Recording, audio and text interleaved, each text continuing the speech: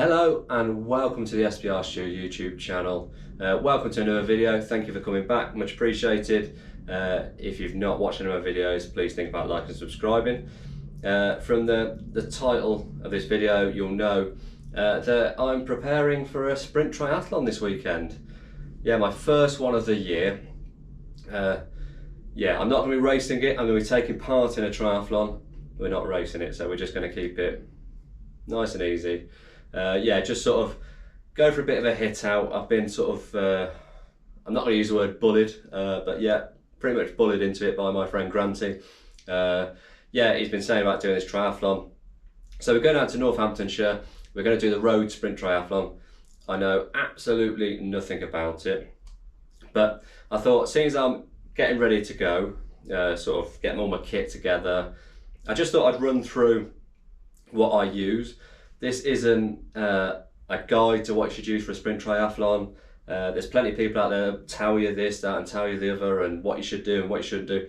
This is just what I use, so you can take from it what you want. It's completely up to you. If you think what I use is a load of rubbish, so be it, or if you've got advice for me, or if you think it's great, that's fine also. But I just thought I'd give people that have probably never done a triathlon maybe, or starting triathlon this year, a little guide into what I use in a sprint triathlon. So yeah, I hope it helps you.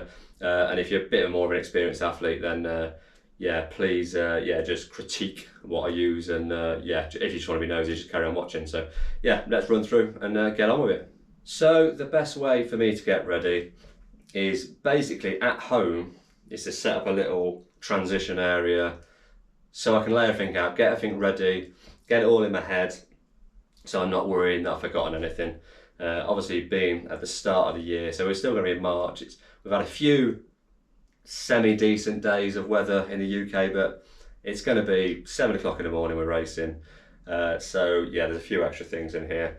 But let's go from the start, and then we can work our way through. And yeah, I will do a lot of bending down, so I do apologise. So the first thing I need, tri-suit. So I've got the Hoob long distance suit. It's very old. I do need to get a new tri-suit. This has got a broken zip on it. It's probably a bit see-through these days, but I've had it for years. Super comfortable. I'll put this on before I even leave the house. I'll put it on to my waist, and then I'll just have the long sleeves. I'll just have them draped down so that that's on. So you can't, well, I can't forget that. Obviously, if you're not wearing a tri-suit, you want to remember to sort of have some swimming gear with you. But yeah, a tri-suit just sort of solves a lot of issues, doesn't it? So yeah, nice, but need to change it, need to get an updated one. So yeah, give me some hints and tips of a new tri-suit to get. This is great, but being black with only a bit of red on, it doesn't stand out very well. So yeah, I'm thinking, yeah, I might need something that stands out a bit more, maybe black and yellow. I don't know, I quite like the gold. I don't know if anyone's seen the Iowa Hawkeyes logo. So it's black and gold. Might get a tri-suit like that. So I just need something that's going to stand out so that Jenna can spot me. So she's going to film me, she can spot me, because black tri-suit, yeah, very hard to spot. So that's the first thing we've got. And then obviously the second thing we've got is our goggles. So we need to make sure we've got our goggles. These will go in my case. I've got the Hoob Aphotic goggles, like slippers for my face. Absolutely love them. Yeah, stay pretty clear, and they're just super comfortable. I can wear them all the time. In previous videos I've said about any triathlon is when you get there and you've got your tri-suit on, put your goggles on, put them over and put them around your neck, because you can't forget them. Because what happens is you fart around, you go about doing all your stuff, and then you go to the poolside or you go to lakeside and you realise you've forgotten your goggles. This way, if they're around your neck, you can't forget them. So yeah, Stu's top tip of the day, goggles around your neck, can't forget them. So yeah, pretty simple, black. I'm always black, isn't it? It's always black and Hoob by the seams of it. So it's, yeah, probably need to go a bit more jazzy, I don't know, but I do like black. I'm a big fan of black. So yeah, there we go. That's the first items we need. So we've got our tri-suit, we've got our goggles. We're going to get in the water, we're going to do our swim. So once we get out of the swim, we're going to get to T1.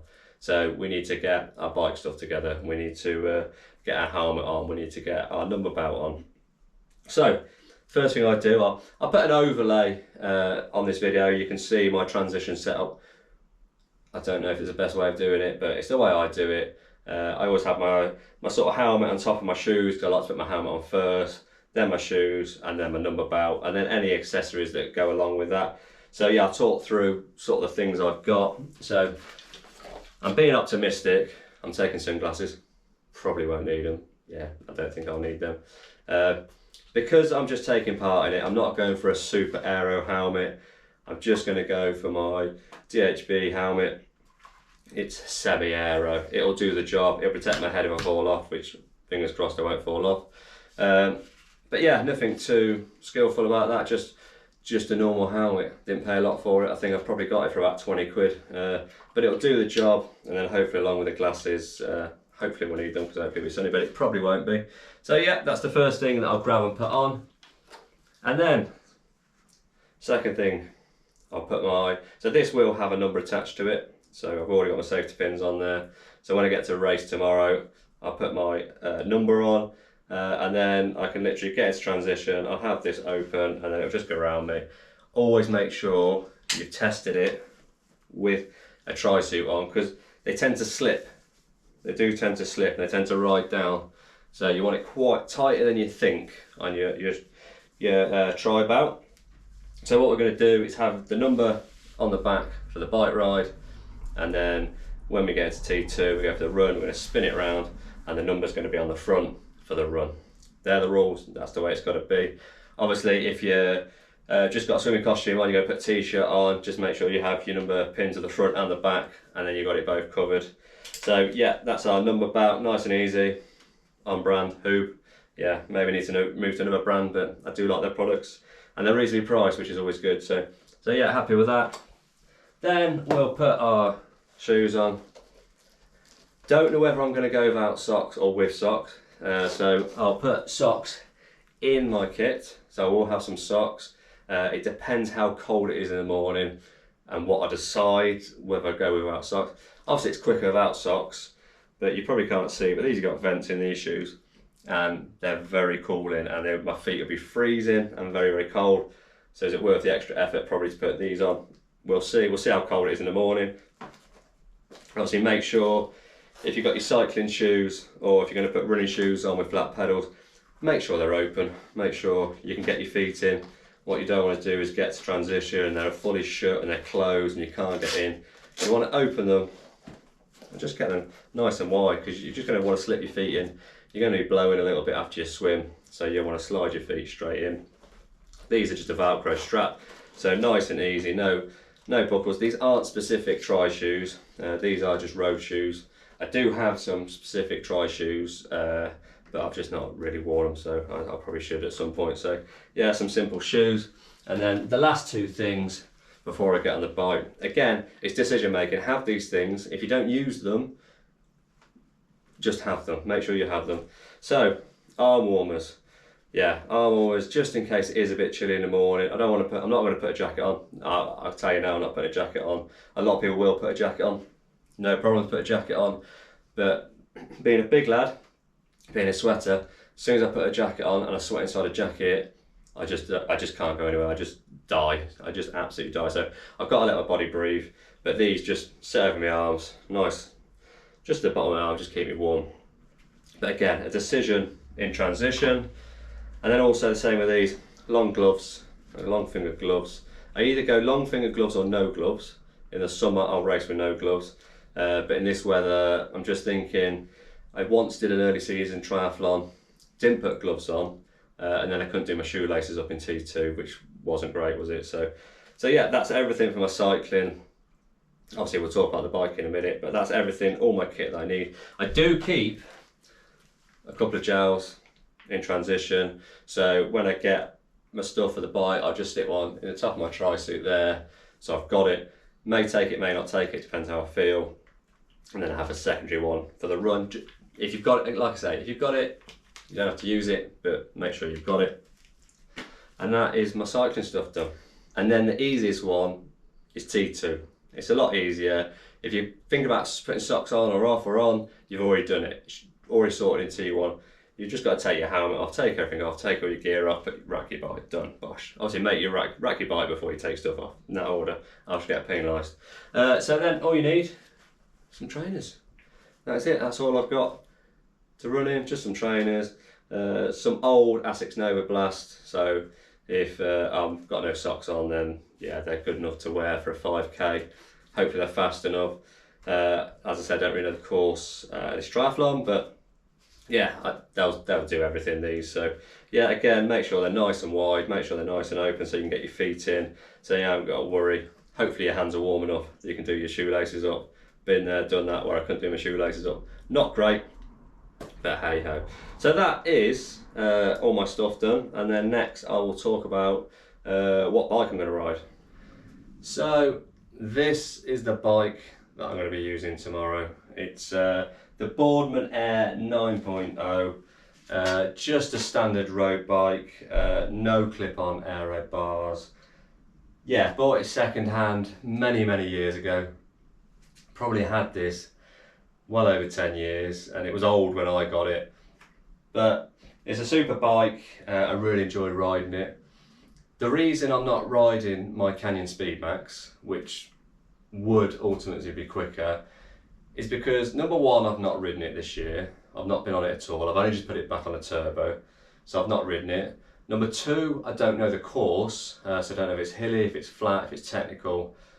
So to be safe, I'm gonna go on my trusty road bike. Yeah, I'm probably gonna be riding this most of the year before I make a decision for Ironman UK, whether I go TT or road bike. I'm thinking probably road bike for me. Yeah, it'll do me the world of good just to ride this, have a bit of fun on it. It's you can ride any bike, so if you wanted to go on a cross bike, if you wanted to go on a gravel bike, you can go on any bike. You got a mountain bike, it really doesn't matter. A lot of people say to me, oh, I don't want to turn up to a triathlon because everyone's got these super bikes, and yeah, I'm a bit intimidated. What I've found, well, personally, this is what I found. If I go to a triathlon and I see someone experienced and I see them with a super duper 12 grand bike and they look the bee's knees, go and ask them questions, go and speak to them. They're the friendliest people, and people really do want to help you. So if you're a first timer and you're thinking, what do I do? Go and approach that lady or that bloke with the expensive gear and all the stuff they've got. Do you know what I mean? Go speak to them. Don't be intimidated by them. They're just lovely people. But I get it, but it's just not that way. It's really not that way. So yeah, I'm going to do this bike rather than the Speedmax. Yeah, I've got a bit of a battle tomorrow with Granty. So we've got a informal little battle between us. We both did One Born last year and I beat him. And then we're both obviously going to do road sprint triathlon. I have a feeling he may beat me, but we'll see. We'll see how it goes. Yeah, I'm going to sort of leave the video here. Hopefully the next video you'll see will be of the triathlon. I'm going to persuade Jenna hopefully to come with us and do some filming and get me and Granty doing some race. We'll get me and Granty doing some taking part in a triathlon and sort of enjoying ourselves. So yeah, should be good, looking forward to it. Early season one, probably a bit too early, but yeah, let's go and have a crack at it and see what we can do, see what the times are like. Are we anywhere near last year? Are we miles away from it? Might be the kick up the arse maybe. Might see the times and go, oh God, I've got a lot to do. But we'll see. So thank you very much for sticking with this video. Appreciate it. And yeah, I'll see you in the next video. Bye.